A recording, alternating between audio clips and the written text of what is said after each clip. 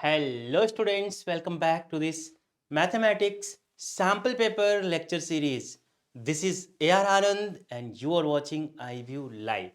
तो बच्चों एक बार फिर से स्वागत है मैथमेटिक्स के सैम्पल पेपर के इस सीरीज में। बच्चों आज हम आपको लेके आए हैं इस सीरीज का पार्ट 3। देख रहे हैं ये है आपका सैम्पल पेपर 01। आज बच्चों हमने एंट्री ले ली है किसमें, सेक्शन बी में, और सेक्शन बी का ये है बच्चों हमारा पार्ट नंबर 3। ठीक है, तो जल्दी से बच्चों पेन पेपर उठा लीजिए और रेडी हो जाइए एक एक क्वेश्चंस को हमारे साथ लिख के प्रैक्टिस करने के लिए। बच्चों रेडी, लेट्स बिगिन। तो आज का बच्चों देखिए स्क्रीन पे आप देखेंगे कि जो क्वेश्चंस लगा हुआ है इसमें और पार्ट भी है, और सीबीएसई ने भी आप देखेंगे सीबीएसई का जो गाइडलाइन है उसके अकॉर्डिंगली आपको इंटरनल चॉइसेस मिलेंगे। करेक्ट। तो ये जो सेक्शन बी में टोटली आपको कितने क्वेश्चंस होंगे, 5 question, and each question is going to give you how many marks. बच्चों दो दो नंबर आपको देंगे हर एक question. Each question is going to give you 2 marks. ठीक है, अब देखिए इनमें से आपके पास चॉइस है, या तो आप ऊपर वाला क्वेश्चन कर लें या फिर ये कर लें, दोनों में से कोई एक करना है। करेक्ट। बट बच्चों क्योंकि हम प्रैक्टिस कर रहे हैं तो we are going to solve both this questions. Ready? ठीक है, तो बच्चों एक बार क्वेश्चन पढ़ लेते हैं पहले। इन्होंने दे रखा है so that 5 + 2√7 is an irrational number where √7 is given to be an irrational. ठीक है, कहां से क्वेश्चन है बच्चों, चैप्टर नंबर 1 है ना, सबको पता है, बहुत आसान है। तो आइए अगले पेज पे चलते हैं और यहाँ पे ये क्वेश्चंस देखिए लगा हुआ है, एंड लेट्स सॉल्व इट। और स्टेप्स बच्चों बहुत इंपॉर्टेंट है। आपको क्वेश्चन आता है बट बोर्ड में कैसे प्रेजेंट करना है ये बहुत क्रूशियल बन जाता है। ठीक है, आइए बच्चों, तो यहाँ से लिखेंगे हम सोल्यूशन।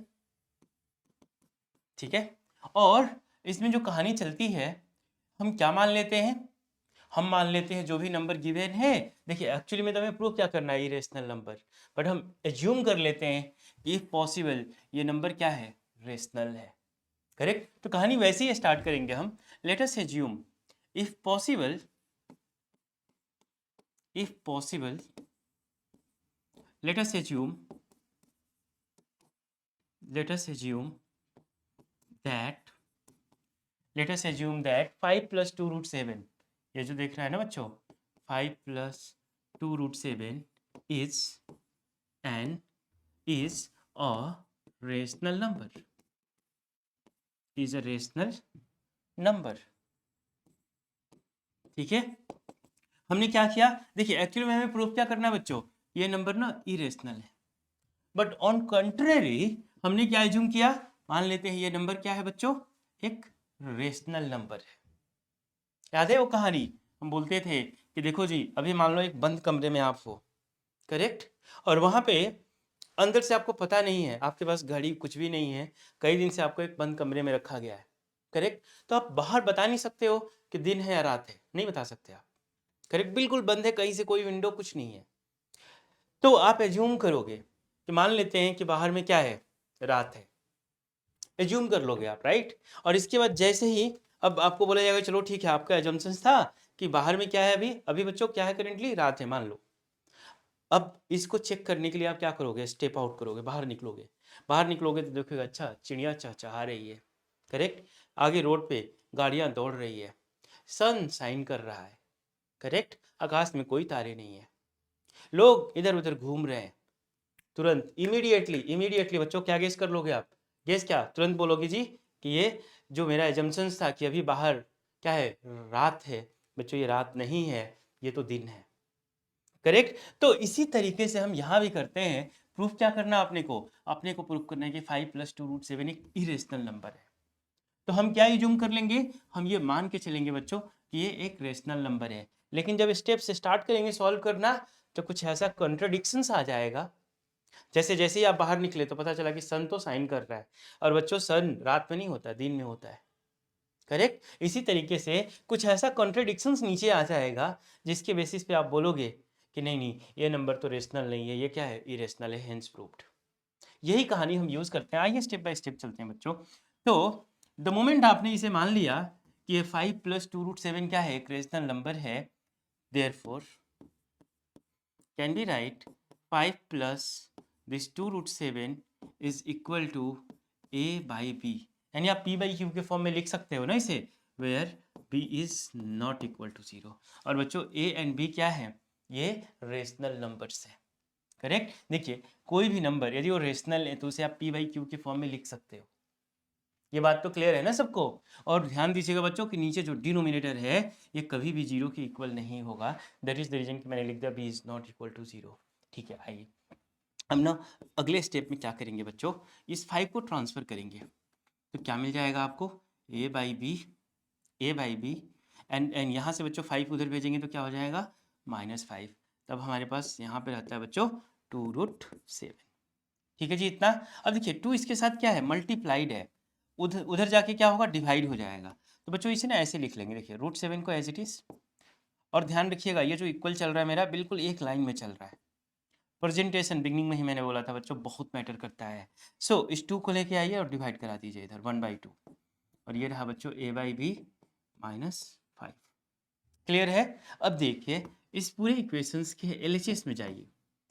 इस पूरे इक्वेशंस के बच्चों LHS में यदि आप चलते हैं तो आपके पास √7 है। और RHS में चलते हैं देखिए तो ये रहा। करेक्ट। अब ये 1/2 पी बाई क्यू के फॉर्म में है।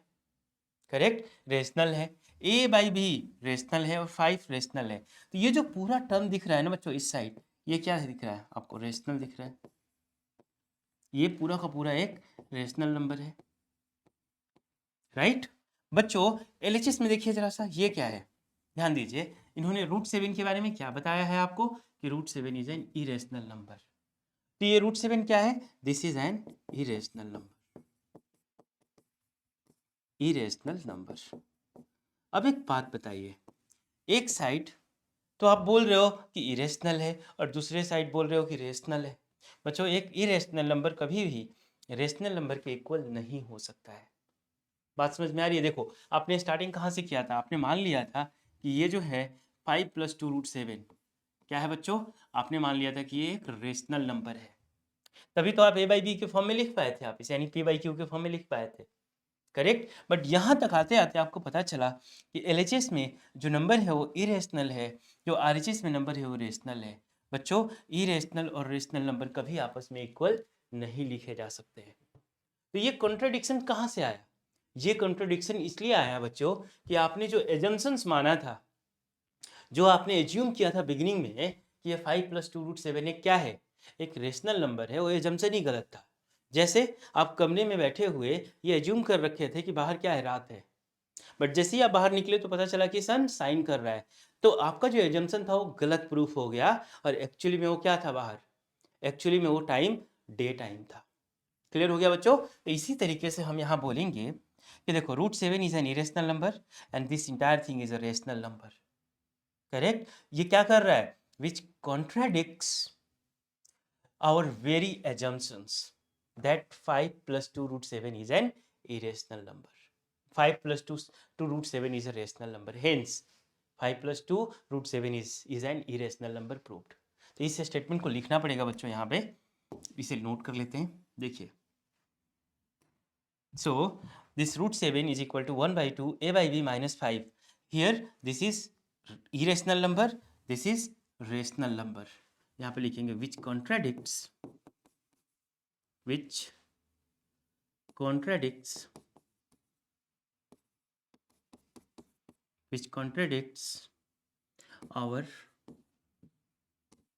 our assumptions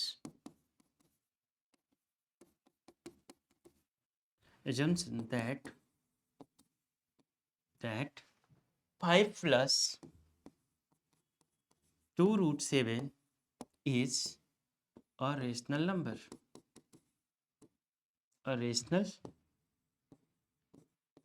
number, therefore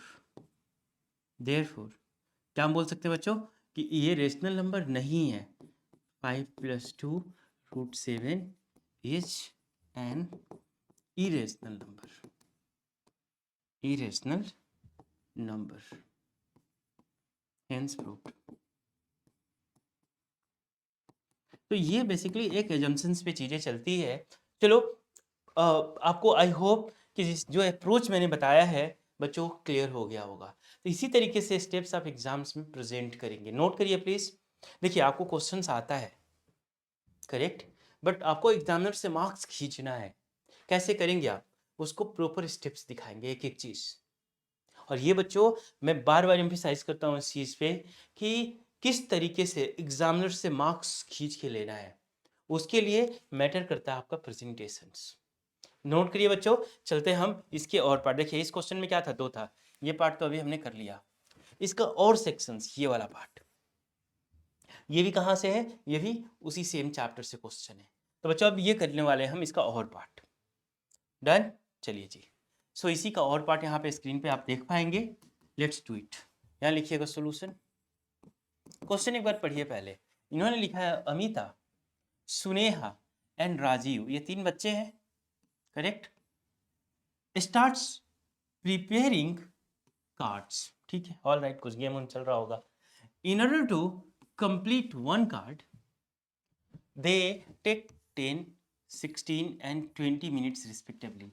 यानी बच्चों अनीता जो है 10 मिनट्स ले रही है, सुनेहा जो है 16 मिनट्स ले रही है, and Rajiv is taking 20 minutes. ठीक है, कार्ड्स प्रिपेयर कर रहे हैं, ठीक है, ओके।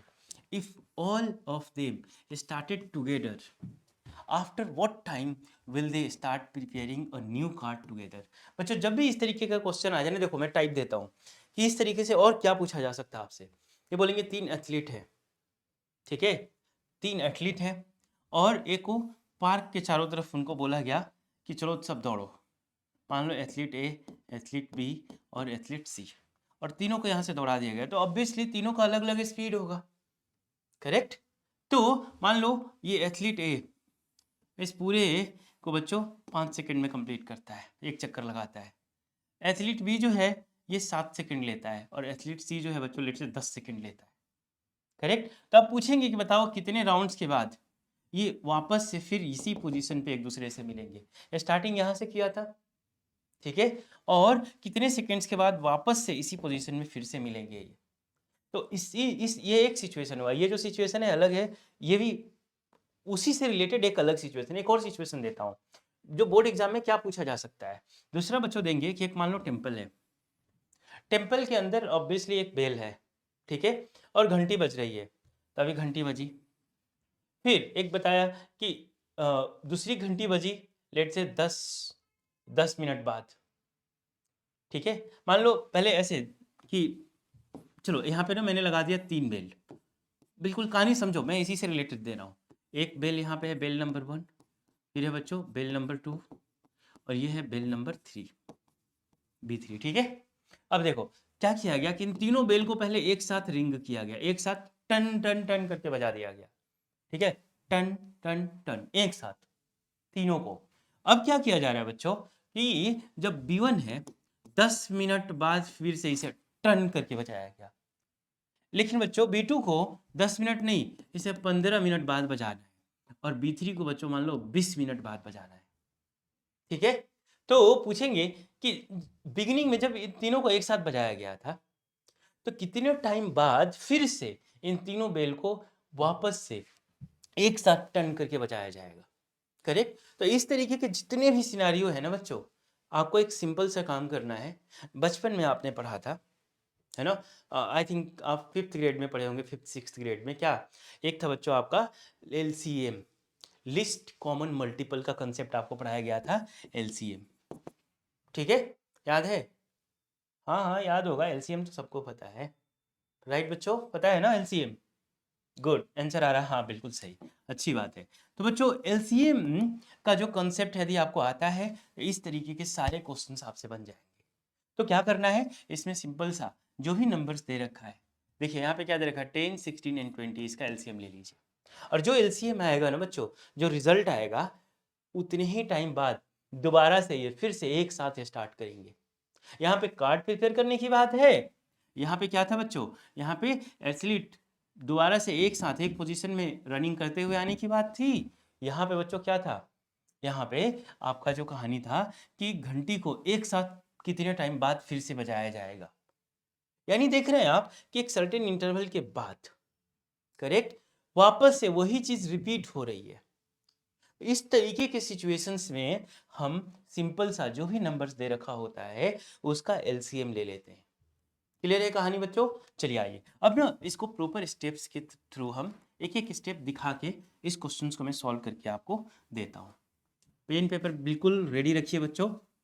देखिए मैं बार बार एम्फेसाइज कर रहा हूँ कि आपको क्वेश्चन सॉल्व करना आता है, correct, but steps that becomes crucial part. तो बच्चों इन्होंने दे रखा है कि Anita, Suneha and Rajiv they starts preparing cards. In order to complete one card, they take 10 minutes, 16 minutes and 20 minutes. So, time taken to prepare one card. ये लिखिए आप यहाँ पे, कलर चेंज कर लेते हैं। Time taken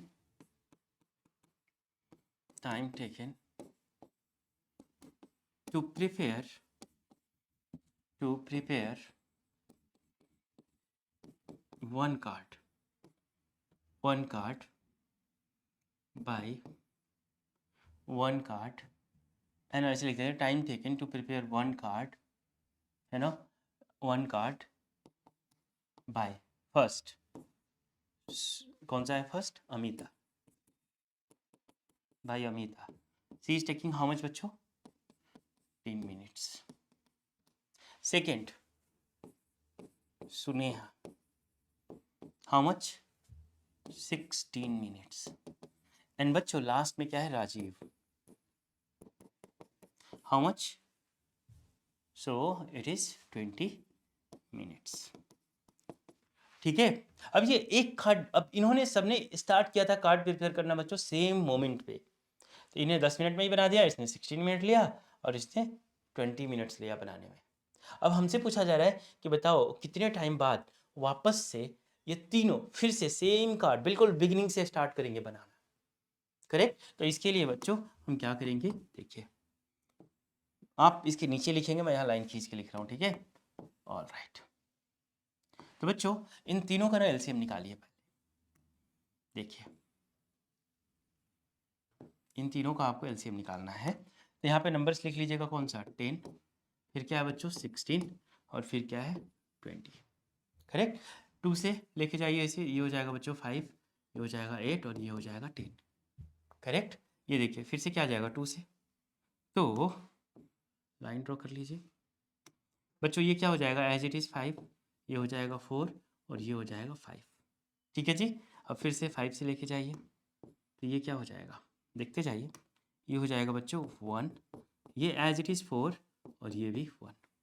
अब देखिए ये 4 है, सिंगल नंबर रह गया है, तो आप सिंपल मल्टीप्लाई कर दीजिए, या फिर यदि आप बिल्कुल रूल को फॉलो करते हैं तो आप एक काम करिए, इसे भी फर्दर सिंप्लीफाई कर दिए, तो 1, ये हो जाएगा 2 और ये हो गया 1। So LCM finally that is going to be, एक लाइन खींच लेता हूँ और, एलसीएम ऑफ 10, 16 एंड 20, 10, 16 एंड 20, है ना, is going to be equal to what? देखिए बच्चों 2 into 2 into 2 into 2 into 5, 2, 1 2 3 4, 2 raise to the power 4 और एक 5 है बच्चों सिर्फ, इंटू 5। अब 2 रेज टू द पावर 4 होता कितना है बच्चों? 16, 16 into 5, 16 into 5 it 80। So last में एक कमेंट बहुत इंपॉर्टेंट होगा, सो they all means बच्चों Amrita, Suneha and Amita, Suneha and Rajiv, so they all will start उन्होंने कहा after what time will they start preparing a new card together, so they all will start preparing a new card together after 80 minutes। बात समझ में आ गई बच्चों? They all will start preparing a new card together after how much time? After 80 minutes। Note करिए, तो इस तरीके से आपको एक एक चीज बिल्कुल प्रेजेंट करना है ब्यूटीफुली। डन बच्चों? चलिए जी, बहुत बढ़िया, आई होप कि बहुत ही अच्छे तरीके से समझ में आ गया है। चलिए नेक्स्ट क्वेश्चन। ओके, सो इस क्वेश्चन में आप देखेंगे, अच्छा एक ना जिन बच्चों के पास मैंने सैम्पल पेपर पीडीएफ में भेजा था उनके लिए ये इन्फॉर्मेशन है।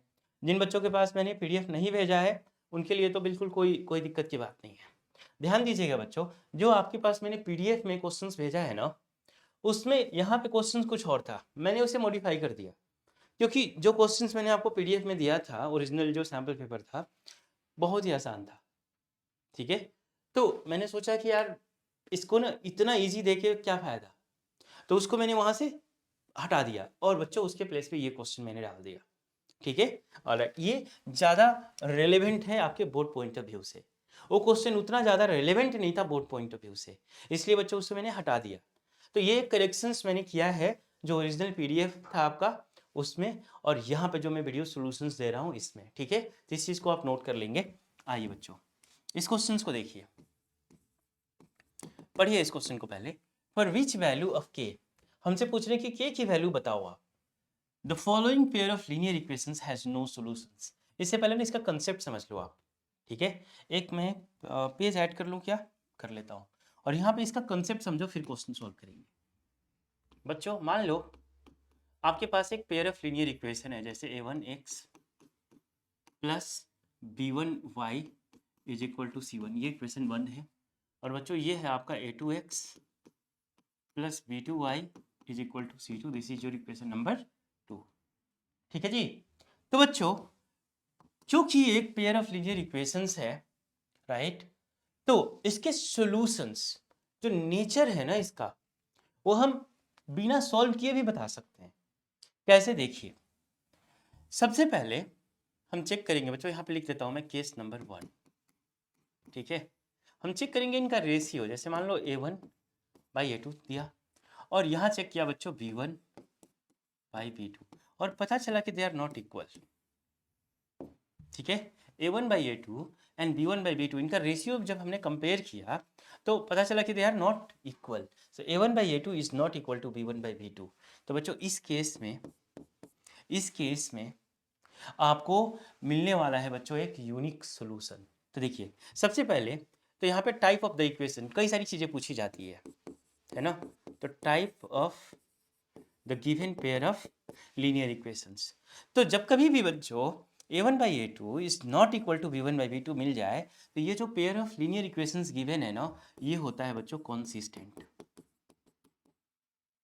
ये होता है कॉन्सिस्टेंट। ये जो पेयर ऑफ लीनियर इक्वेशंस है कैसा है, consistent pair of linear equations है। ठीक है बच्चों, इसका सॉल्यूशन देखिए, टाइप ऑफ सॉल्यूशन, तो इसका सॉल्यूशन जो है बच्चों वो होगा यूनिक सॉल्यूशन। यूनिक सॉल्यूशन मतलब x की एक वैल्यू मिलेगी, y की एक वैल्यू मिलेगी, यूनिक सॉल्यूशन होगा। तीसरी चीज, जब आप इन्हें ग्राफ पे प्लॉट करेंगे तो जो लाइंस होंगी, lines in the graph, lines in the graph, बच्चों जब लाइंस को देखेंगे ना आप, तो they are going to intersect at one point, तो दे विल बी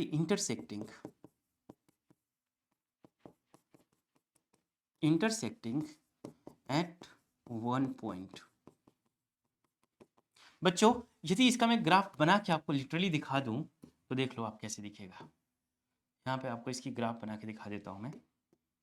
अब एक एक चीज देखो, इस वीडियो का मकसद ही है कि आप जब यहाँ पे आए हो ना, राइट, तो एक एक कंसेप्ट आपका साथ साथ में बच्चों क्लियर होते चले। सिर्फ हम एक क्वेश्चन नहीं कर रहे हैं, राइट, उस चैप्टर का उस जो क्वेश्चन है ना उससे रिलेटेड जो भी कंसेप्ट है उसको भी बच्चों हम देख रहे हैं। तो ये रहा आपका एक्स, ये रहा वाई एक्सिस। मान लो कि आपने जो फर्स्ट इक्वेशंस ले रखा था, ये है आपका मान लो फर्स्ट इक्वेशन। ठीक है, कौन सा, a1x plus b1y is equal to c1, a1x plus b1y is equal to c1। ठीक है बच्चों, इसी तरीके से मान लो दूसरा जो इक्वेशन है आपका कुछ ऐसा है, ये है आपका इक्वेशन नंबर 2। कौन सा है बच्चों, इसको भी लिख देता हूं मैं, a2x plus b2y is equal to c2। ठीक है, ये वाला इक्वेशन है। तो आप देखो कि एक दूसरे को ये क्या कर रहे हैं, एक सिंगल यूनिक पॉइंट पे कट कर रहे हैं। देख रहे हो आप, तो इनकी ग्राफ जो है इंटरसेक्टिंग होगी एट सिंगल पॉइंट। कहानी क्लियर है, देख लो आप एक बार। सो हमने क्या देखा, a1/a2 is not equal to b1/b2, तो आपको मिलता है टाइप ऑफ इक्वेशंस कैसा, आपको मिलता है बच्चों कॉन्सिस्टेंट इक्वेशन। इसका जो सोल्यूशन का टाइप क्या होगा, यूनिक सोल्यूशन, ठीक है। और लाइंस जो होंगी बच्चों ग्राफ में वो कैसी होंगी, इंटरसेक्टिंग होगी, जो एक दूसरे को सिर्फ एक सिंगल पॉइंट पे कट करेगी। क्लियर है ये पार्ट। इसी तरीके से बच्चों चलो एक और पेज यहाँ ऐड कर लेते हैं। अब देखते हैं हम केस नंबर 2 इसका। केस नंबर 2 ध्यान देना बच्चों, ये रहा आपका इक्वेशन 1, ये रहा इक्वेशन 2। इस बार जब आपने चेक किया किसका, a1/a2, और यहाँ पे चेक किया बच्चों b1/b2, तो पता चला कि a1/a2 is equal to b1/b2 है बच्चों। फिर आपने चेक किया c1/c2, देखो c1/c2, तो c1/c2 में आपने देखा कि दिस इज नॉट इक्वल। क्या मिला आपको, a1/a2 is equal to b1/b2 but not equal to c1/c2। ठीक है, ये केस आपको मिल गया बच्चों।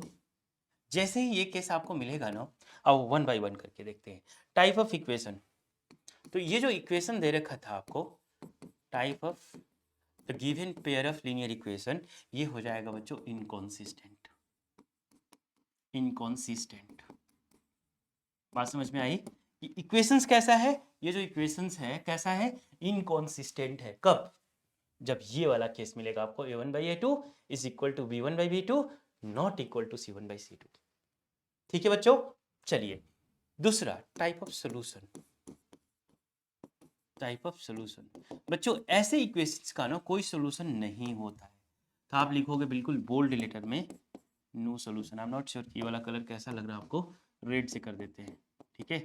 ये नो सॉल्यूशन वाला केस हो जाएगा बच्चों, x एंड y की कोई वैल्यू मिलेगी ही नहीं आपको, ठीक है जी।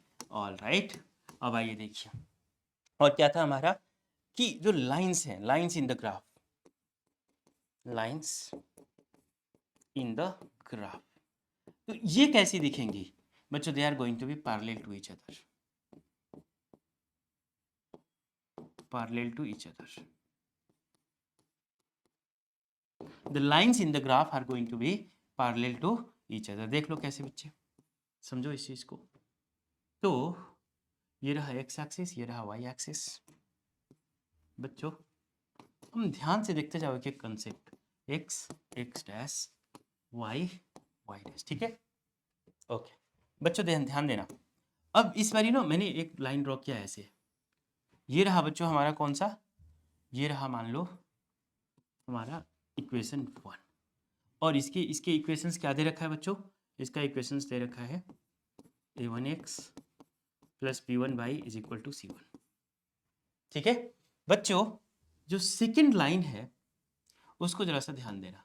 जो सेकंड लाइन है बच्चों देखो ये है, ये रही हमारी सेकंड लाइन, इसे कर दो 2 और इसका इक्वेशन बना दो a2x plus b2y is equal to c2। ठीक है, अब ध्यान देना बच्चों, ये दोनों लाइन्स एक दूसरे के क्या है, पैरेलल है। क्या एक दूसरे को कभी भी इंटरसेक्ट करेगी लाइफ में, नेवर। तो जब बच्चों कभी इंटरसेक्ट करेगी ही नहीं, तो आपको कोई भी x एंड y का कॉमन वैल्यू मिलेगा ही नहीं। दैट इज द रीजन कि हमने क्या बोला है कि इसका सोल्यूशन होगा ही नहीं, नो सोल्यूशन। और इस टाइप के इक्वेशंस हम क्या बोलते हैं, जो इस टाइप के इक्वेशंस है ये आपका a1 plus b1y is equal to c1, a2x plus b2y is equal to c2।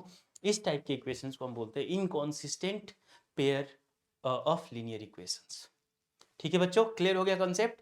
आइए एक और पेज में ऐड कर देता हूं, और वही सेम इक्वेशन है, इक्वेशन मैंने चेंज नहीं किया, देख लो a1x plus b1y is equal to c1, ये इक्वेशन 1 था, और दूसरा क्या था a2x plus b2y is equal to c2, ये इक्वेशन नंबर 2 था। बच्चों मान लो केस नंबर 3 में, केस नंबर 3 में आपको मिल गया a1/a2, जब b1/b2 को चेक किया तो आपको पता चला कि ये दोनों इक्वल है। फिर आपने c1/c2 चेक किया और पता चला बच्चों ये आपस में तीनों ही इक्वल है। Correct, a1/a2 is equal to b1/b2 is equal to c1/c2, ये आपस में तीनों ही इक्वल है। जब इस तरीके का केस आपको मिल जाए ना, समझ लेना बच्चों, सबसे पहले इक्वेशंस पे कमेंट करते हैं। तो टाइप ऑफ इक्वेशंस बच्चों, ये अभी भी कॉन्सिस्टेंट ही होगा, कॉन्सिस्टेंट ही होगा। Consistent pair of linear equation है ये, ठीक है। और सॉल्यूशंस की बात करें तो क्या होगा बच्चों, देखो टाइप ऑफ सॉल्यूशंस। बच्चों इस तरीके के इक्वेशंस का इनफाइनाइटली मेनी सॉल्यूशंस होता है, समझाता हूं, इनफाइनाइटली मेनी सॉल्यूशंस होता है, ठीक है। अब देखिए अगला पॉइंट कि बच्चों जो लाइंस होंगी वो कैसी होंगी, तो lines in the graph, lines in the graph, इसे ध्यान देना बच्चों। इस वाली जो लाइंस होगी ना ये कोइंसिडेंट लाइन होंगी, यानी ओवरलैपिंग होंगी, ठीक है। समझाता हूं एक ग्राफ बना के, कोइंसिडेंस, कोइंसिडेंट या बोल लो बच्चों ओवरलैप, ये एक दूसरे पे क्या करेंगे, ओवरलैप करेंगे। जैसे देखो समझाता हूं बच्चों, ये रहा आपका एक्स एक्सिस और ये रहा आपका वाई एक्सिस, ठीक है। देख लो X X dash Y Y dash, ठीक है। बच्चों जो फर्स्ट इक्वेशन है मान लो आपकी ऐसी है, ठीक है। फर्स्ट इक्वेशन ये रहा आपका, इक्वेशन 1 है, इसकी मार्किंग वार्किंग सब कर लो। चलो ये रहा बच्चों आपका, हो ये रहा इक्वेशन 1, कौन सा है बच्चों, a1x plus b1y is equal to c1, ठीक है, राइट। अब देखो इसी के ऊपर, जस्ट इसी के ऊपर बच्चों आपकी दूसरी लाइन आएगी, इसी के जस्ट ऊपर, इसी के बिल्कुल जस्ट ऊपर। तो ये जो दूसरा लाइन आप देख रहे हो, चलो इधर मैं इसको थोड़ा सा एक्सटेंड कर देता हूँ ऊपर की तरफ, हाँ। तो ये जो सेकंड लाइन आपने देखा, ये आपकी कौन सी लाइन है, ये मान लेते हैं बच्चों हमारी सेकंड इक्वेशन है, और इसका क्या है equation, a1x a2x plus b2y is equal to c2। आप क्या देख रहे हो कि एक के ऊपर एक है, ओवरलैप है, एक के ऊपर एक कोइंसाइड, एक के ऊपर एक कोइंसाइड कर रही है बच्चों, ठीक है। तो अब मैं आपसे पूछूं कि बच्चों ये एक दूसरे को कितने पॉइंट पे टच कर रही है, ये जो दोनों लाइन एक दूसरे को कितने पॉइंट पे टच कर रही है, तो आप बोलोगे देखो ये तो पता नहीं इनफाइनाइट नंबर ऑफ प्लेसेस पे टच कर रही है एक दूसरे को। देख लो यहाँ भी टच कर रही है, यहाँ भी कर रही है, यहाँ भी कर रही है, पता नहीं कितने प्लेसेस पे टच कर रही है। दैट इज द रीजन बच्चों हमने बोला था कि ऐसे इक्वेशंस का, ऐसे पेयर ऑफ लीनियर इक्वेशंस का कितने सॉल्यूशंस होता है, इनफाइनाइटली मेनी सॉल्यूशंस होता है। क्लियर हो गया बच्चों, तो ये कंसेप्ट मुझे बताना था आपको, इन सबको बिल्कुल अच्छे से ब्यूटीफुली तरीके से बच्चों आप कॉर्नर में नोट करोगे, ठीक है। अब आते हैं वापस अपने क्वेश्चंस पे। यहाँ पे क्या दे रखा है कि for which value of K the following pair of linear equations has no solutions. बहुत आसान है, कुछ भी नहीं है इस क्वेश्चन के अंदर। अब देखो जी, जो भी इक्वेशन दे रखा है उसे नोट करो पहले। तो इक्वेशन क्या है, 2x plus 3y is equal to 9, this is equation number 1। Second क्या है बच्चों, 6x plus k minus 2y is equal to 3k minus 2, this is equation number 2। चलो जी, तो अब हमें क्या दिखाना है कि इसके कोई सॉल्यूशन हो ही ना, इसका मतलब ये कैसे पेयर ऑफ लीनियर इक्वेशंस है, इनकंसिस्टेंट है, राइट, क्योंकि इसके कोई सॉल्यूशन नहीं है एज पर द क्वेश्चन। तो फॉर इनकंसिस्टेंट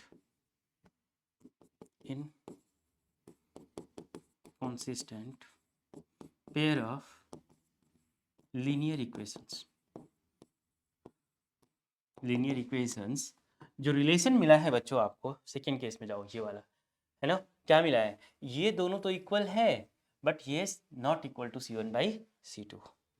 तो हम भी क्या करेंगे बच्चों, देखो हम लिखेंगे a1 by a2 must be equal to b1 by b2 but not equal to c1 by c2। तो बच्चों एक काम करते हैं, यहाँ से ना उठा लो, देखो 2 and 6 को, तो ये हो जाएगा 2/6, और यहाँ से उठा लो देखो 3, और यहाँ से क्या मिल जाएगा बच्चों, y का कोएफिशिएंट क्या है, k माइनस 2, तो k माइनस 2, ठीक है। अब ये नॉट इक्वल टू, क्योंकि हमसे पूछा है कि बताओ k की क्या वैल्यू होगी, राइट। तो हमने इस पोर्शंस को ले लिया, क्रॉस मल्टीप्लिकेशन कराइए, तो कितना हो जाएगा बच्चों, देखो इसे आप काट भी दो तो ये 1/3 हो जाएगा, राइट, ध्यान देना।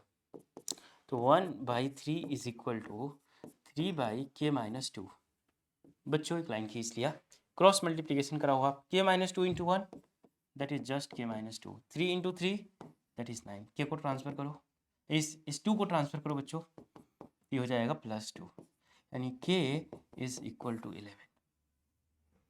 For k is equal to 11, this given pair of linear equations, that is going to be what? It is going to be consistent. Oh sorry, it is going to be inconsistent. कहानी समझ में आ रही है? इसका मतलब कि k is equal to 11 इसके अंदर डाल दोगे आप, तो पता है क्या होगा? k इज इक्वल टू 11 के लिए बच्चों ये जो इक्वेशंस है ना, ये दोनों पेयर ऑफ लीनियर इक्वेशन जो देख रहे हो आप, ये इनकॉन्सिस्टेंट हो जाएगा और इसका कोई सोल्यूशन नहीं होगा। यही तो हमसे पूछा था। क्लियर है? नोट कर लीजिए बच्चों, जल्दी से नोट करिए इसे, and then will go for the next question. Completed? Good, very good. तो एक बार बच्चों मैं यहाँ से आपको कंसेप्ट का रिव्यू दे देता हूँ, दोबारा से देख लो। कहाँ गया? इसके आगे जाना पड़ेगा मुझे। हाँ, ये था जिसमें यूनिक सॉल्यूशन मिलेगा, इसमें यूनिक सॉल्यूशन मिलेगा। इसमें अगले पार्ट में चलो बच्चों, इसमें क्या होगा? इसमें नो सॉल्यूशन, इसमें नो सॉल्यूशन। और इसके अगले वाले पार्ट में बच्चों क्या होगा? इसमें infinitely many solution,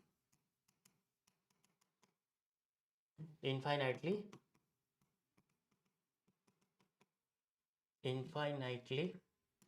many solutions. कहानी समझ में आ गई बच्चों? चलो जी, बहुत बढ़िया। सो आ जाते हैं हम अपने सेक्शन बी के अगले क्वेश्चन में। This is your question number 23। अब इसमें भी देखो ऑप्शंस है आपके पास, या तो ये कर लो या फिर ये कर लो। कहानी समझ में आ रही है?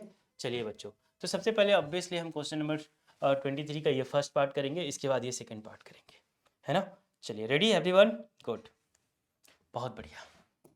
सो जी बच्चों ध्यान दीजिए, इधर इन्होंने बोल रखा है कि so that the point 7, 10, -2, 5 and 3, -4 are vertices of an isosceles right angle triangle.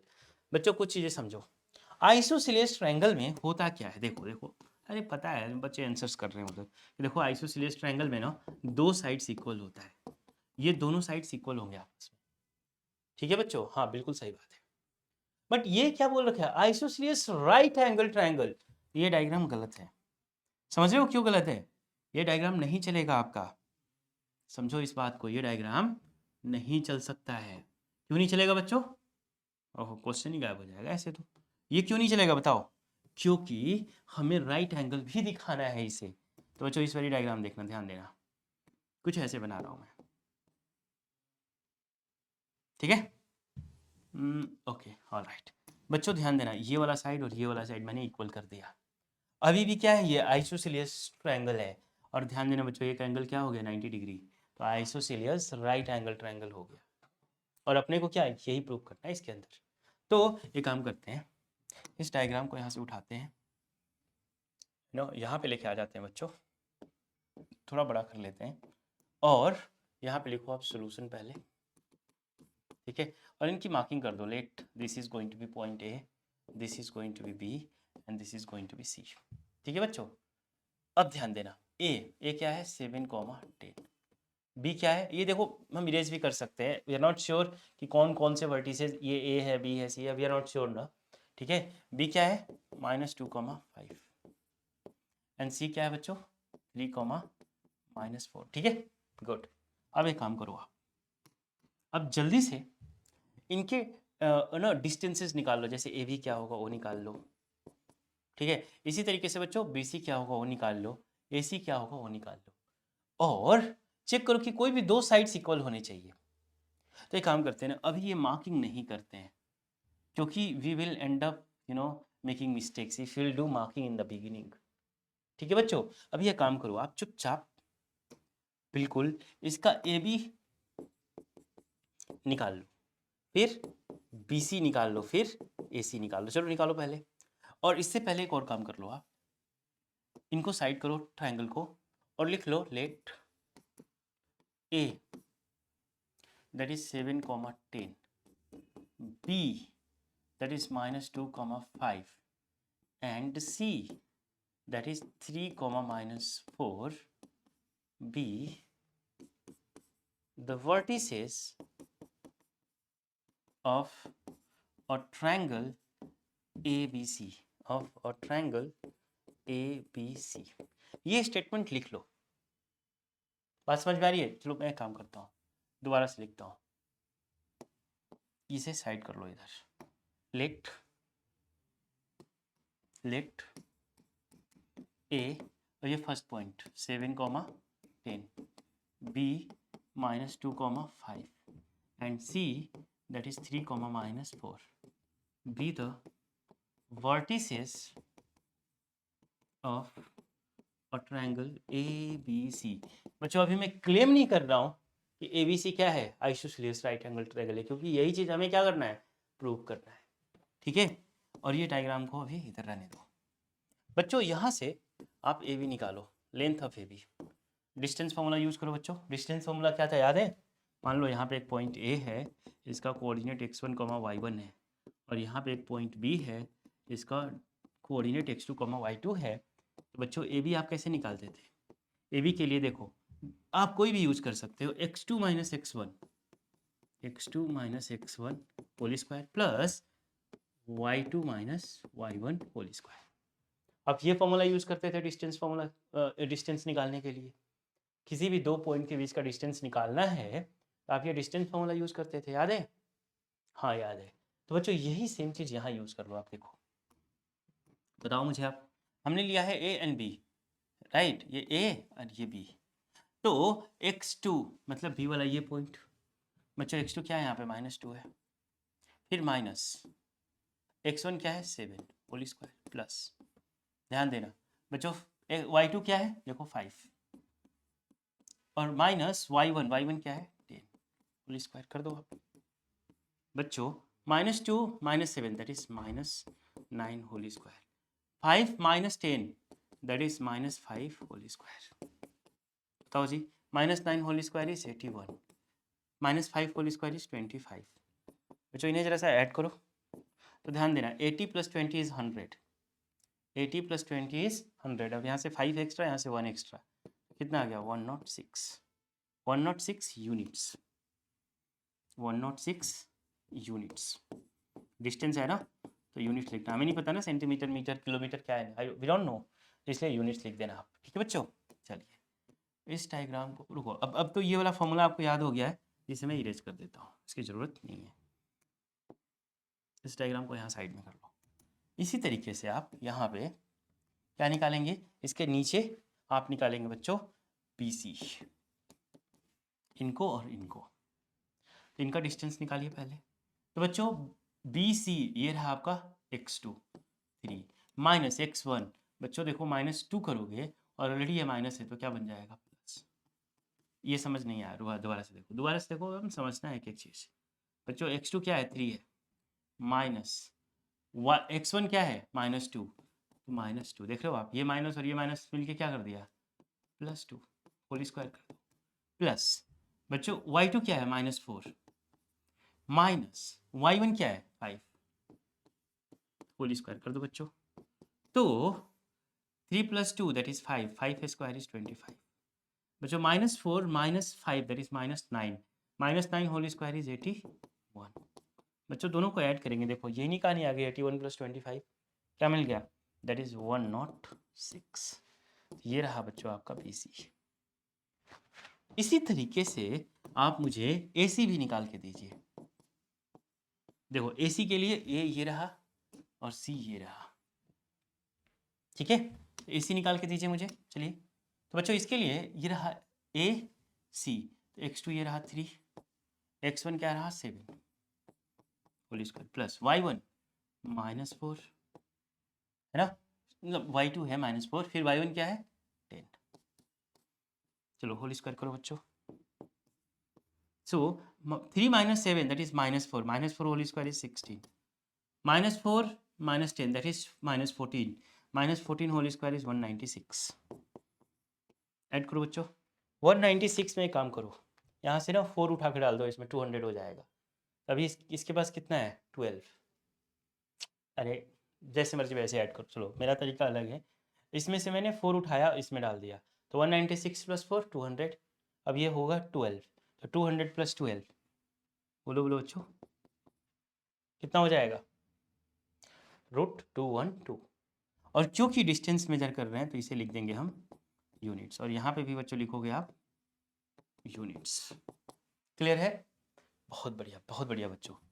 अब देखिए जरा सा कि यहाँ पे दो साइड्स इक्वल आ रहा है, A B that is 106 and B C that is 106।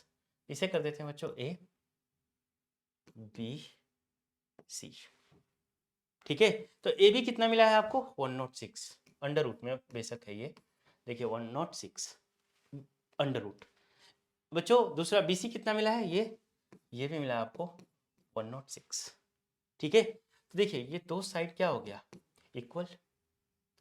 और ए सी कितना मिला है बच्चों, ए सी मिला है आपको अंडर रूट 212।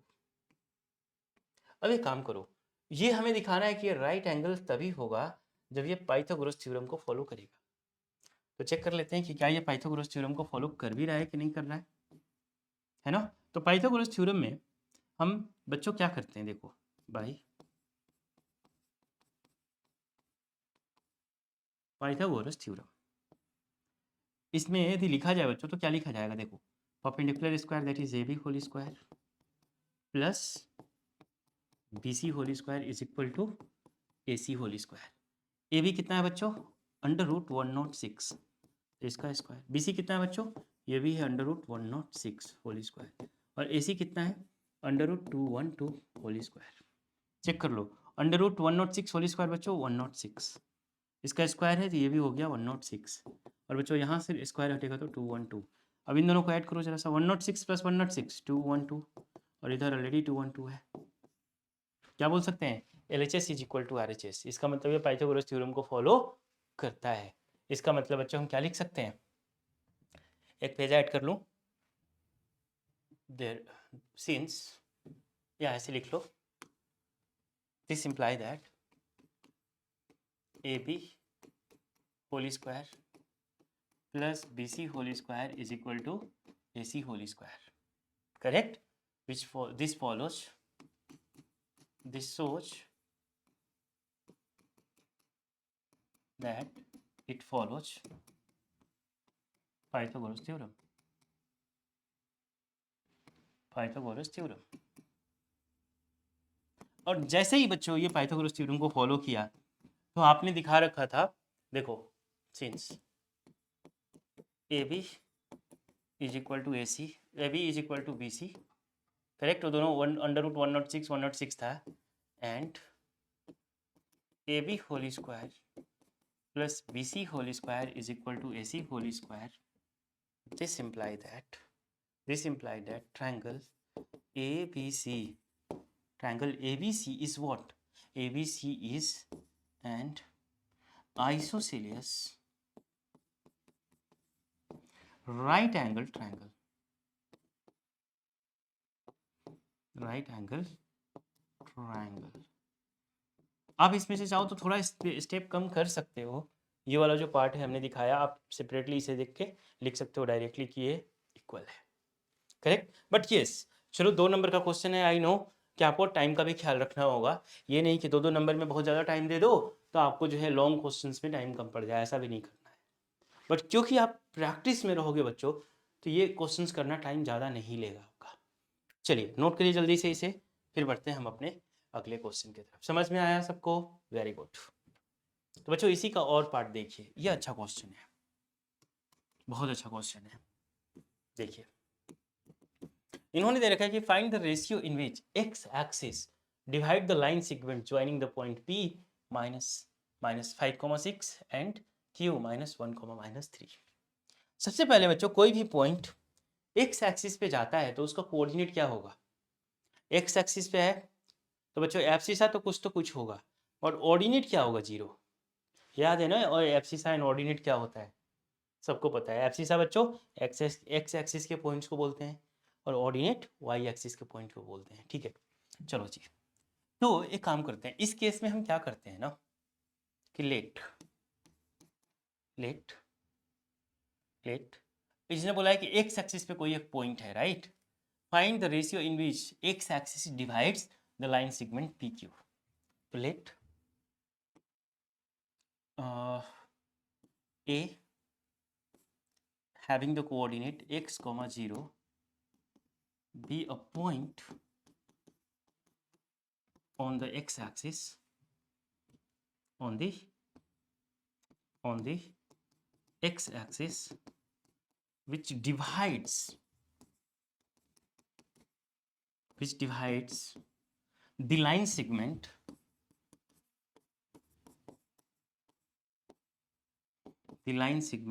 PQ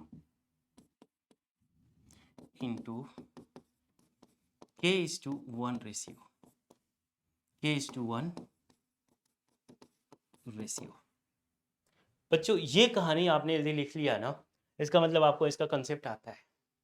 एग्जामिनर समझ जाएगा कि हाँ इस बच्चे को इसका थॉरो नॉलेज है। अब देखिए ध्यान दीजिएगा बच्चों, हमने क्या किया है, सेक्शन फॉर्मूला आपको याद होगा। एक ना यहाँ पे लाइन बना लीजिए आप ऐसे करके, ठीक है, और इसे कर दीजिएगा पॉइंट P। क्या है बच्चों, ये है आपका x। नो, थोड़ा सा रुको, इसे नीचे कर लेता हूँ और इसके लेंथ को भी थोड़ा इंक्रीज कर लेता हूँ, ठीक है, ओके। ये है बच्चों हमारा पॉइंट P, इसका कोऑर्डिनेट क्या दे रखा है -5,6, और ये है बच्चों हमारा पॉइंट Q, इसका कोऑर्डिनेट क्या दे रखा है -1,-3। क्लियर है इतना? चलो, और यहाँ पे अब हमें नहीं पता एक कोई पॉइंट है कहीं इसके बीच में, वो एक्स एक्सिस पे लाई करता है और इसको क्या कर रहा है, वो डिवाइड कर रहा है बच्चों किस रेशियो में, k:1 रेशियो में। तो मान लेते हैं यहाँ पे एक पॉइंट है, यहाँ पे एक पॉइंट है A, ठीक है, इसकी कोऑर्डिनेट है x, 0, और इसे क्या कर रहा है बच्चों, k:1 में डिवाइड कर रहा है, k:1 में डिवाइड कर रहा है। वी डोंट नो, ये कहीं भी हो सकता है, रैंडम, हमें नहीं पता, ठीक है। सॉरी बच्चों, सेक्शन फार्मूला यूज करो, है ना, बाय द सेक्शन फार्मूला,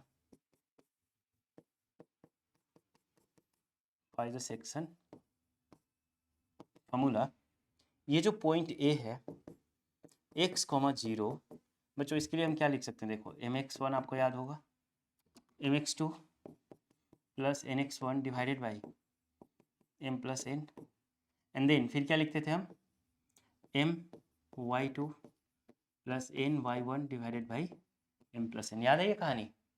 तो इस तरीके से यहाँ पे यदि देखा जाए तो बच्चों, ये जो पॉइंट A x, 0 है, राइट, m की वैल्यू क्या है, k है, x2 क्या है बच्चों, देखो -1, ये हो गया आपका, देखो m के प्लेस पे क्या है k, n के प्लेस पे है 1, ये तो पता है ना सबको, गुड। यहाँ पे बच्चों m के प्लेस पे हो गया k, और x2 के प्लेस पे क्या है, -1 प्लस n के प्लेस पे क्या है 1 इंटू x1 के प्लेस पे क्या है बच्चों, -5, ये हो गया आपका -5 होल डिवाइडेड बाई, देखो m के प्लेस पे है k और n के प्लेस पे है 1, ये हो गया आपका k+1, कॉमा, गुड। अब देखो बच्चों m/2, m की वैल्यू फिर से क्या है, k, तो k लिखो यहाँ पे पहले आप, और y2 क्या है बच्चों, -3, तो this is going to be -3 plus n कितना है 1 इंटू, देख लो y1 क्या है बच्चों 6, यहाँ पे लिख दिया मैंने 6, होल डिवाइडेड बाई फिर से वही k+1। अब क्या करना आपने को, उस पॉइंट बताना था, राइट, कि फाइंड द रेशियो इन विच, यानी k की वैल्यू अपने को बताना है। यहाँ से देखो x है, यहाँ 0 है, तो ये x इस वाले टर्म के इक्वल होगा और ये 0 इस वाले टर्म के इक्वल होगा। ये x एब्सिसा है और ये 0 ऑर्डिनेट है। तो बच्चों हमें तो k के वैल्यू से मतलब है, तो एक काम करो, 0 को इससे इक्वेट करा दो, this imply that 0 is equal to बच्चों k-3, that is -3k, 6 into 1 that is +6 divided by k+1। बच्चों यहाँ पे कुछ भी नहीं है तो 1 कर दो और क्रॉस मल्टीप्लिकेशन कराओ, तो k+1 इंटू 0 लड्डू, -3 + 6 इंटू 1, तो बच्चों एज इट इज -3k + 6 और ये 0 into k+1 that is Laddu. ये समझ में आया, नहीं आया दोबारा से देखो, दोबारा से देख लो बच्चों, अरे एक एक चीज़ देखते जाओ। -3k + 6 को 1 से मल्टीप्लाई किया तो -3k + 6 एज इट इज़, और ये 0 एंड k+1 को मल्टीप्लाई किया, देखो 0 एंड k+1, ये सब क्या बन गया 0, खत्म। अब समझ में आ गया होगा, ठीक है बच्चों, ध्यान देना आप। अब क्या कर रहे हैं हम कि इस 6 को उधर भेज दो, चलो ये हो गया -6 और इधर क्या है माइनस, ठीक है। पहले इस माइनस को और माइनस को काट दो, ठीक है। या फिर ऐसे मन नहीं कर रहा आपका तो ऐसे करो, k इज इक्वल टू -6 और ये -3 को लेकर डिवाइड कराओ माइनस। अब कुछ बच्चे बोल रहे हैं ना कि -3 उधर जाके प्लस हो जाएगा। बच्चों ध्यान दो, वो नहीं कर सकते हो आप। यहाँ पे -3 k के साथ क्या है मल्टीप्लाइड है, तो इस साइड जाके डिवाइड होगा एज इट इज, ठीक है। वो प्लस तब करते थे जब यहाँ पे देखो -3 उधर जाके प्लस तब होता है ना जब क्या होता है यहाँ पे -3 प्लस k होता है, समझ रहे हो, तब जाके -3 उधर प्लस हो जाता है। बट अभी क्या है हमारे केस में, देखो -3 इंटू के है, तो ये -3 एज इट इज जाके डिवाइड होगा, देख रहे हो बच्चों, ये minus minus cut, 6 divided by 3 that is 2, यही क्या है हमारा k की वैल्यू है, करेक्ट। अब ध्यान देना बच्चों, जो k होता है आपका, ये कहाँ गया था, ये k:1, ठीक है। ये k:1, ये k जो है इज नथिंग बट m:n होता है। ये डिटेल लेक्चर्स में मैंने समझाया है कि ये कैसे हम लेते हैं, करेक्ट। तभी मैंने बोला कि जैसे ये लाइन आपने लिख दिया ना, एग्जामिनर को समझ में आ जाएगा कि इस बच्चे को नॉलेज है इस चीज़ का। तो बच्चों एक लाइन, चलो मैं एक पेज ऐड कर लेता हूँ। सो द एक्स एक्सिस, जो पॉइंट क्या था बच्चों आपका x, 0 0 divides the line segment PQ into देखो बच्चों k इज इक्वल टू क्या था m:n, है ना। So divides into k:1 ratio, k:1 is equal to, देखो इसके प्लेस पे क्या लिख दो आप बच्चों 2:1। कहानी समझ में आ रही है, it divides into 2:1 ratio. Check कर लो आप एक बार, जो यहाँ से हमने निकाल लिया किसकी वैल्यू k की, कितना आया 2 आया। So it divides the given line segment PQ into 2:1 ratio. कोई डाउट है बच्चों तो पूछ लीजिए, क्लियर है सब कुछ, ये एक एक कहानी क्लियर है, good, very good, well done बच्चों, ऑल राइट। सो ओके, ये तो बहुत आसान क्वेश्चन है, बहुत इजी क्वेश्चन है बच्चों, सुपर सुपर सुपर इजी। आप खुद से ट्राई करिए पहले इसे, प्लीज डू इट। कहाँ से क्वेश्चन है पहले ये बताइए कमेंट करके। यस, बहुत सारे बच्चे पीछे से बोल रहे हैं ये एपी का क्वेश्चन है, बिल्कुल सही। देखिए सोल्यूशन, इन्होंने बोल रखा है find how many 2 digit numbers are divisible by 6। 2 digit number का मतलब क्या होता है बच्चों, जिसमें दो, जैसे मान लो मैं लिखूँ 15, तो 15 इज अ 2 डिजिट नंबर। मैं लिख दूँ 9, 9 इज सिंगल डिजिट नंबर। लिख दूँ 205, बच्चों ये 3 डिजिट का नंबर है। तो 2 डिजिट मतलब ये। अब देखो 2 डिजिट का सबसे मिनिमम नंबर कौन सा है 10, और मैक्सिमम नंबर कौन सा है 99, ठीक है। यस, इतना तो सबको नॉलेज है, गुड। बच्चों हमें क्या बताना है कि ऐसे कितने 2 डिजिट के नंबर है जो 6 से डिविजिबल है, करेक्ट। तो देखो जो मिनिमम नंबर है हमारा 2 डिजिट का वो क्या है 10 है। द लिस्ट नंबर या द लिस्ट 2 डिजिट नंबर, थोड़ा सा कलर चेंज कर लेते हैं बच्चों, the list 2 digit number, list 2 digit number that is 10, and the highest 2 digit number, the highest 2 digit number that is 99। यानी बच्चों हमारा जो भी रिसर्च चल रहा है वो 100 और 99 के बीच में होगा, यानी हमें ऐसे नंबर्स ढूंढने हैं जो 6 से डिविजिबल है। तो बच्चों 10 से जस्ट ग्रेटर कौन सा नंबर होगा जो 6 से डिविजिबल होगा। तो बच्चों देखो हमारी जो सीरीज है, हमारी जो एपी है, सो जो हमें चाहिए, राइट बच्चों, ऐसे ऐसे एक सीरीज निकालो जो 2 डिजिट का हो और 6 से डिविजिबल हो। So the required required series that is going to be बच्चों, देखो 10 से जस्ट बड़ा वाला नंबर बताओ जो 6 से डिविजिबल है। तो सबके दिमाग में चल रहा है 12, ये तो बहुत डायरेक्ट स्ट्रेट फॉरवर्ड है। अगला नंबर कौन सा होगा बच्चों? 6 का टेबल पढ़ते जाओ, 18 है ना, 12, 18, 24 एंड सो ऑन। प्रॉब्लम कहाँ पे आएगा? यहाँ पे 99 इज नॉट डिविजिबल बाई 6, तो बच्चों इससे छोटा नंबर लेना होगा। तो 99 से छोटा नंबर कौन सा है जो 6 से डिविजिबल है? तो देखो यदि ऐसे टेबल मान लो ये तो छोटा नंबर है तो ऐसे भी करके निकाल लो, लेकिन मान लो बहुत बड़ा नंबर दे दे तो क्या करेंगे? इसके लिए बच्चों तरीका क्या है, ध्यान देना। 99 में ना आप 6 से डिवाइड करो पहले, चलो डिवाइड करो, ये 1 ये 6, करेक्ट। 9 माइनस 6 दैट इज 3, इस 9 को लेके आओ नीचे, तो 6 6 जा 36 बच्चों 3, रिमाइंडर कितना रह गया? बोलो बोलो, 3 रह गया। इसका मतलब बच्चों कि इस 99 में से यदि 3 माइनस कर दो ना, इस 99 में से 3 माइनस कर दो, जो भी नंबर आएगा कितना आ जाएगा? देखो 99 माइनस 3 दैट इज 96, ये बच्चों 6 से डिविजिबल होगा, करेक्ट। तो ये तरीका होता है हमें पता करने का कि इसका जो लास्ट वाला नंबर है ना, जो भी नंबर गिवन है वो कौन सा होगा जो इससे डिविजिबल है। तो 99 श्योरली 6 से डिविजिबल नहीं है, तो हम 99 को ले नहीं सकते, क्योंकि हमें 10 और 99 के बीच में ऐसे सारे नंबर्स लेने हैं जो 6 से डिविजिबल है। तो पहला नंबर मिला था 12, 18, 24 एंड सो ऑन टिल 96। बच्चों ठीक है, समझ में आई बात? चेक कर लो 96 डिविजिबल है कि नहीं है, ऐसा लग रहा है तो 6 1 जा 6 बच्चों 3 कितना आ गया? 6 6 6 36। क्लियर है? चलो जी, तो अपने को बताना है कि कितने नंबर्स हैं इस एपी में बच्चों। श्योरली देखो ये सीरीज किस में है? एपी में, करेक्ट। इतनी बात तो क्लियर है ना, ये सीरीज एपी में है बच्चों। इसका फर्स्ट टर्म क्या है? आप बोलोगे 12। कॉमन डिफरेंस क्या है?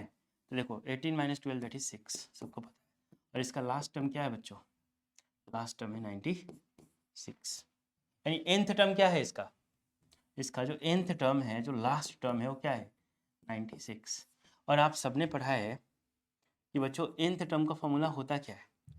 देखो nth टर्म है 96 और nth टर्म का फॉर्मूला है a plus n minus 1 times of d that is equal to 96। a की वैल्यू बच्चों 12, n that we don't know, d that is 6 is equal to 96। चलो 12 को उधर भेजो, तो 96 माइनस 12, ये रहा n माइनस 1 मल्टीप्लाइड बाई 6, ठीक है। चलो 6 से पहले इसके सब्ट्रैक्ट कर लो, तो अभी है बच्चों हमारे पास n minus 1, 96 minus 12, 6 minus 2, 6 minus 2 that is 4, तो बच्चों 9 minus 1 that is 8 divided by 6। बात समझ आ गई? आ गई आ गई। अब बच्चों 6 से डिवाइड करो, तो कितने टाइम्स हो जाएगा बच्चों? चलो कर लो, देख लो, ऐसे नॉर्मल डिवीजन कर लेते हैं। तो 6 1 जा 6 है ना, 2, तो ये बच्चों कितना हो जाएगा? 24 and this is going to be 14। अब आप नॉर्मल तरीके से यहाँ लिख के मैन्युअली कर लो डिवाइड, दिक्कत है तो।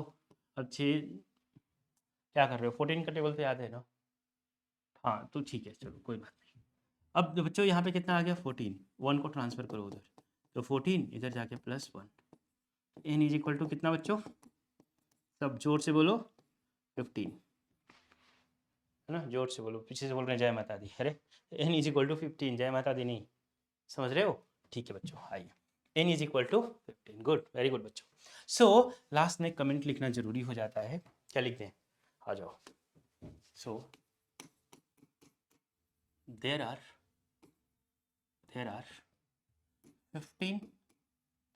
15 two-digit numbers,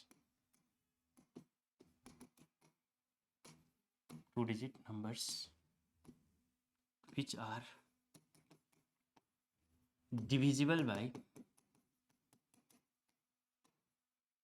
6।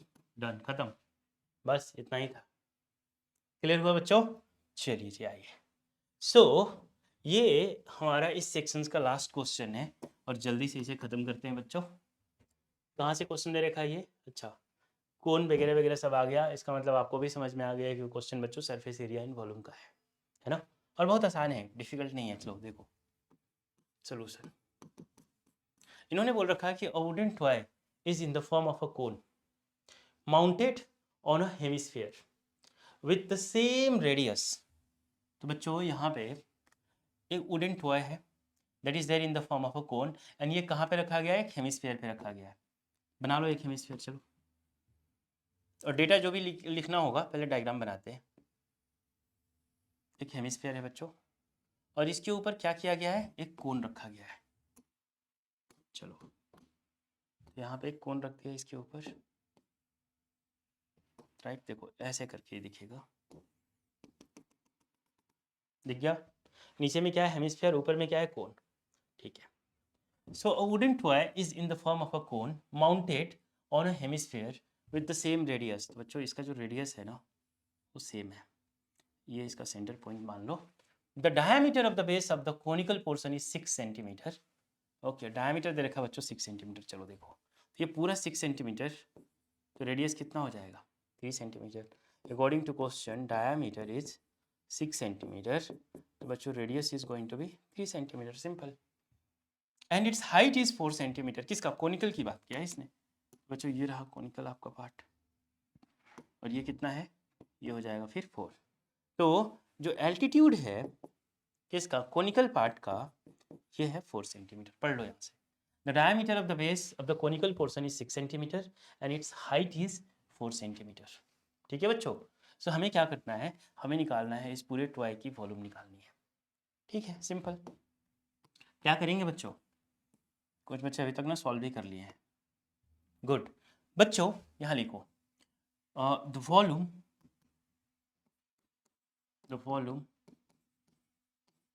of the toy that is going to be equal to what?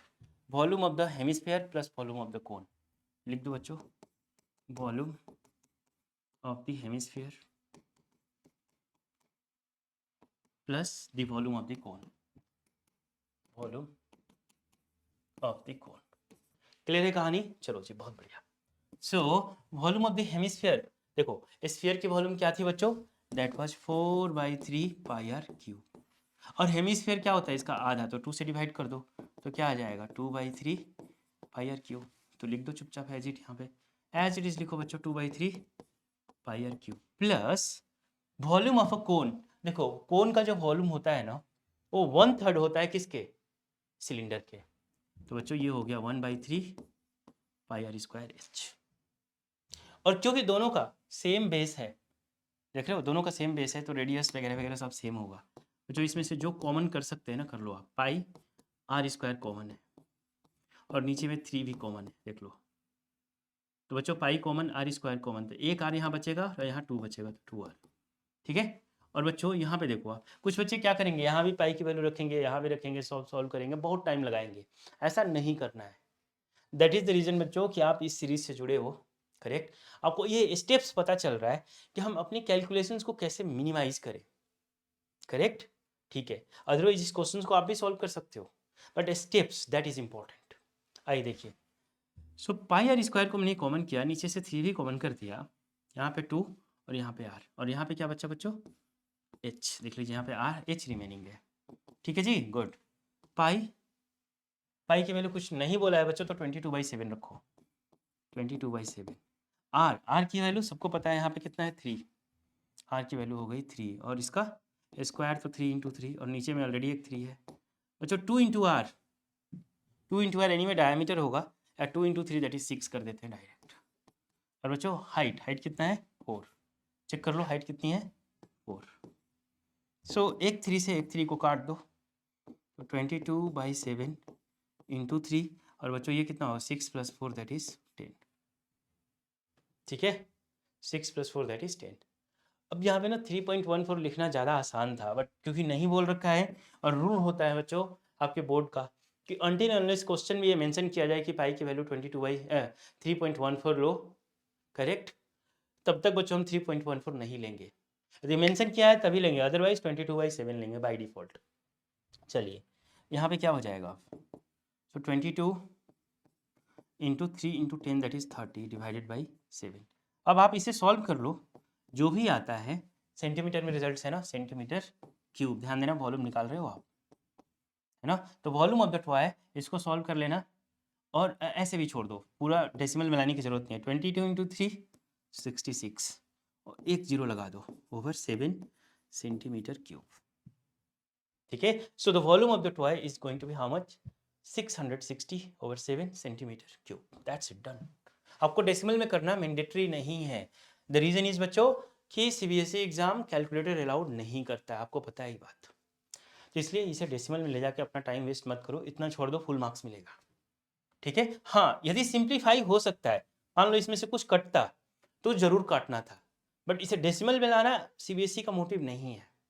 ठीक है बच्चों, ऑलराइट, तो इसे नोट करिए। एंड आई गेस कि ये हमारा आज का आखिरी क्वेश्चन था बच्चों इस सेक्शन बी का। तो इस तरीके से हमने सेक्शन बी कंप्लीट कर लिया है, राइट। तो बच्चों हम फिर आपसे मिलेंगे इसी लेक्चर सीरीज के अगले वीडियो में। टिल देन बाय, इसी तरीके से पढ़ाई करते रहें।